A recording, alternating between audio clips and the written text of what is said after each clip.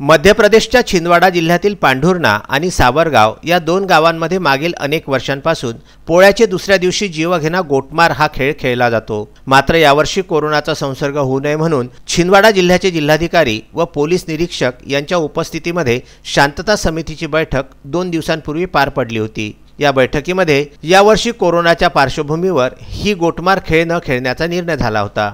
तरी सुद्धा हा गोटमार खेळ खेळण्यात आला। या गोटमारीमध्ये पांढुर्णा व सावरगाव येथील अनेक गावकरी किरकोळ जखमी झाले होते।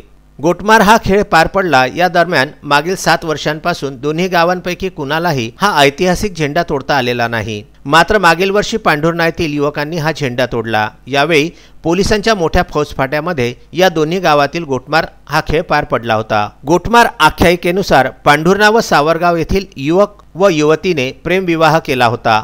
या विवाहाला विरोध करत वधूने पांढुर्ण्यात येऊ नये म्हणून गोटमार करण्यात आली होती। त्यात त्या जोडप्याचा मृत्यू झाला होता। त्यांना चंडी मातेच्या मंदिराजवळ समाधी देण्यात आली होती। त्यांच्या स्मृतीचे प्रतीक म्हणून शेकडो वर्षापासून दरवर्षी ही गोटमार करण्यात येते। मध्य प्रदेशातील पांढुर्णा येथे पोळ्याच्या दुसऱ्या दिवशी ऐतिहासिक गोटमार ही खेळली जाते। पोळ्याच्या दिवशी जंगलातून पळसाचे झाड आणले जाते। याच्या सोबतच एक झेंडा लावला जातो। पहाटे 3 वाजताच्या सुमारास हा झेंडा पांढुर्णा व सावरगावच्या दरम्यान असलेल्या जाम नदीमध्ये एका व्यक्तीकडून रोवला जातो। दुसऱ्या दिवशी दोन्ही गावातील नागरिक एकमेकांवर गोटमार करीत झेंडा उचलून नेतात। त्यानंतर तो झेंडा चंडी मातेच्या मंदिरामध्ये नेला जातो। अशी ही गोटमार खेळाची आख्यायिका। विदर्भ न्यूज करिता वरुड येथून निलेश लोणकर यांचा वृत्तांत।